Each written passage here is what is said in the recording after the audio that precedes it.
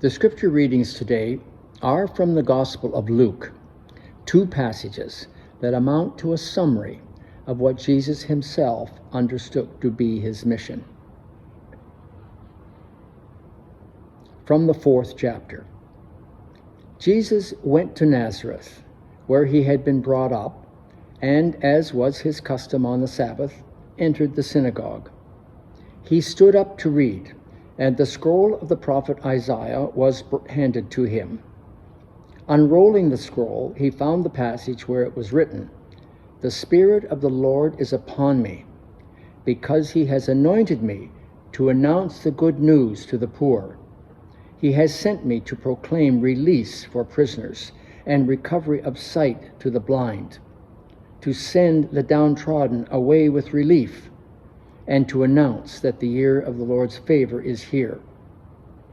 After rolling up the scroll and handing it back to the attendant, he sat down. The eyes of everyone in the synagogue were riveted on him as he began to speak to them. Today, this passage of Scripture has been fulfilled in your hearing. And from the 7th chapter. The disciples of John continued to report to him all the things that Jesus was doing. Summoning two of his disciples, John sent them to the Lord to ask, "Are you the one who is to come, or are we to expect another?" When the men came to Jesus, they said, "John the Baptist sent us to you to ask, 'Are you the one who is to come, or are we to wait for another?'" Now that very hour Jesus had healed many people of diseases, plagues, and harmful spirits, and had given sight to many blind persons. He gave them this answer, "Go, report to John what you see and hear.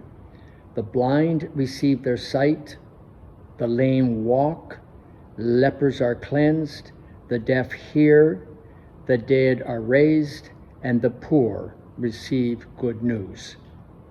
Fortunate is anyone who is not offended by me."